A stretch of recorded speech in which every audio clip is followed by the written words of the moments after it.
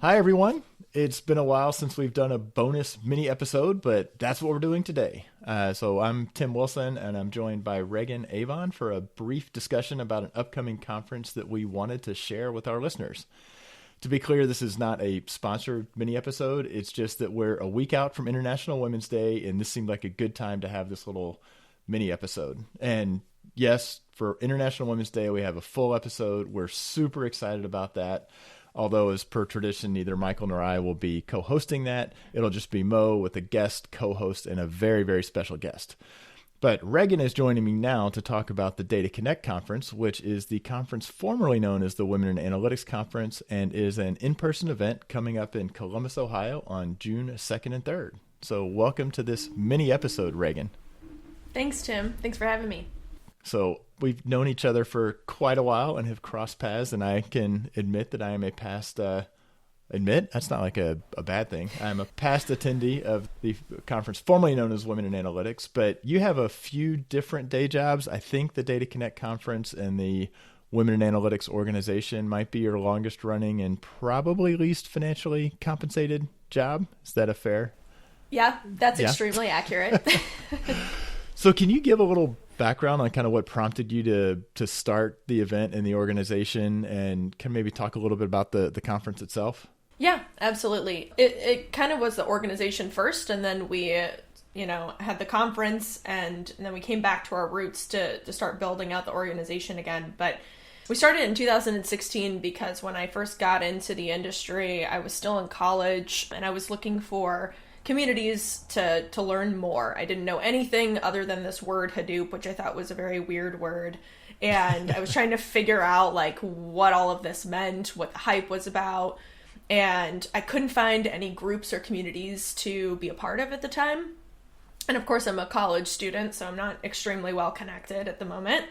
But I ended up basically saying, all right, there's one meetup in town. Let me show up, see who's there, see what they're talking about.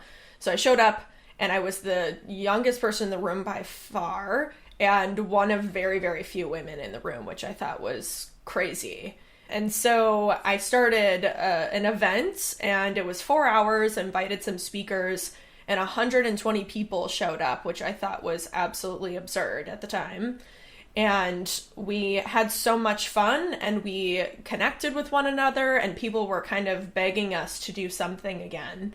So Katie Sasso, now Katie Schaefer, and I started the first big conference in 2018, and it's just been growing and growing from this grassroots local community into this huge global community over the years. So let's hit on because when it was the Women in Analytics Conference, and it does seem like it's the thing that I find myself having to explain, partly because there's that other kind of Facebook conference, which I even forget what the name of it is. But can you give kind of the quick constraints? Because I did say I've attended this conference, and I do not identify as a woman. So maybe how the conference works. Could you maybe hit that? It's really reflective of our mission. Our mission since the beginning was to provide more visibility to women in this space. So with that mission, we set out with the conference to basically say we want to be a premium conference in this industry that everybody wants to go to, but all of the speakers are going to be women or gender minority. So we basically wanted to find individuals that were doing incredible work inside of this industry that just maybe haven't communicated it on stage or haven't had the platform to talk about what they're working on, even though what they're working on is absolutely incredible. So what we wanted to do is create that space for women to get up on stage and talk about what they're most passionate about. And I think that's really important because the visibility is not just of women or gender minorities to other women, right? We're trying to get visibility to everyone in the entire industry. So that way, when you're looking for a speaker for your own conference or a podcast, or, you've got a whole list of people that we've had that you can look through and you can invite to talk about their work. So our tagline for a long time was an analytics conference featuring women for everyone. Basically because of that point. That's awesome. Yeah. So it's not around women or gender minority topics. It's just there on stage. And it was the first time I heard a session, like I think my most memorable session, of course, I'm not going to remember who it was somebody talking about taking software development practices into the analytics space. And that was the first time I heard somebody saying, yeah, you should be thinking about, code reviews and version control and some of the rigor around software development. So it was the one that I was able to attend was very, very good. I also it's just coming to me that that first one that had 120 people showed up, as I recall, was on the same evening as a Web Analytics Wednesday. And I also remember that we'd already scheduled them both, but I actually wound up promoting your event at the previous Web Analytics Wednesday because it seemed like pretty interesting. So, and I'm sure we definitely had less than 120 people at our Web Analytics Wednesday. But that's the hard part about these things, is trying to coordinate with everything else going on. So that's great. Let me ask you maybe an unfair and overly broad question. So if this kind of, you sort of first sort of thought of this and initiated it kind of in 2016, what's your take in the last 6 years, kind of the broad state of gender diversity in analytics over the last 6 years? Gotten better? Lots of ways to go? Anything gotten worse? Do you have some hot takes on that? Yeah, I am a huge optimist. I look at everything on the positive side as much as I can. So I'm going to highlight a lot of the positives I've seen. Getting into this industry, as I mentioned, I didn't see a lot of women. And it was interesting because, of course, we want to look at the data and we want to see, like, is it just me? Is it Ohio? Is it, what's going on? So interestingly enough, women dominate the statistics academic scene. And so it's kind of curious. It was curious to me at the time, like, why are there not as many women in industry in this particular area? And at the time, in 2016, people were saying because it's kind of merging with the computer science practices and you had to know how to code, and there's a lot less women in computer science. But I think the industry has evolved so much, not saying you don't have to be technical, you still do, but I think the barrier has lessened for people to get in to the industry. And so I've seen, and I'm also contacted constantly by companies who want to hire talent in this space, especially diverse talent. So based off of our community, I see tons and tons and tons of diverse talent in that 1 to 4 year range of people being in the industry. Lots of women making career transitions, like mid to late career, into this industry, which I think is really fascinating. And I think we're starting to see more and more women take on senior positions. The chief data officer position, I've seen lots of women fall into that position, which I think is fantastic. So I've been very encouraged about the progress over the last 6 years. Of course, we still have work to do, but I think, and if you look at it from a diversity perspective more generally, we definitely still have work to do.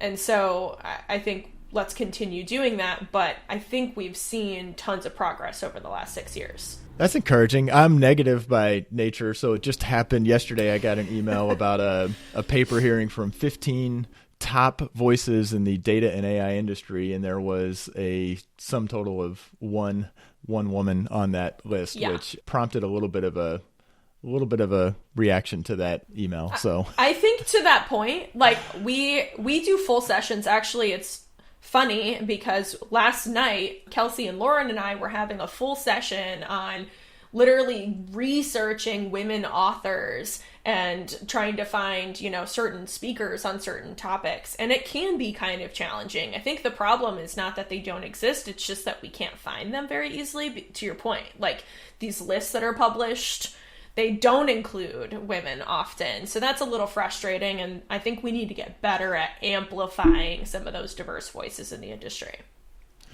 Which I definitely think the DataConnect conference, knowing as somebody between the meetup that I run as well as the podcast, that it is, conference speakers are great fodder for finding people. There is that people need their first opportunity, and always been impressed with the amount of coaching and support that you provide for the speakers so that they really get to put a really strong first foot forward. So thank you for doing all of that.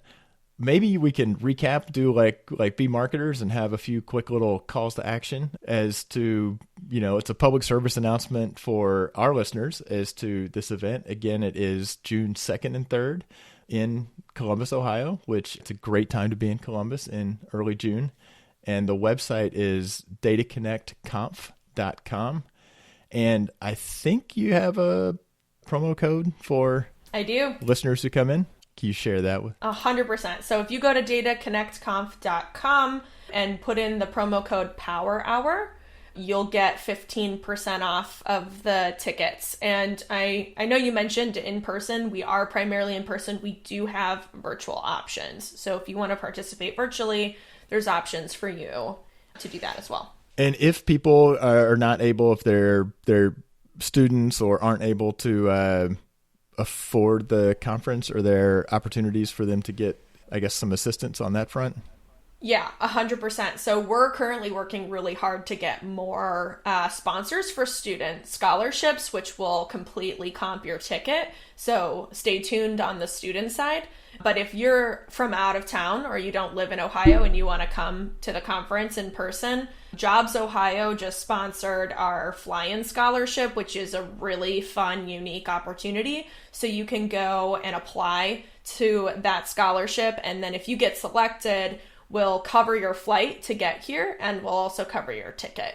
So you just need to find accommodations, which we have a great rate at the Hyatt that you can stay at. So that's a really awesome opportunity that's sponsored by Jobs Ohio. That is so cool. So you are still looking for sponsors as well? Correct. So, yes, we are. And I think there's a sponsors link on the website, correct? Mm-hmm. Yep. We have all of our options there, some fun specialty ones, also ones with a booth if you're looking to recruit or sell a product. All right.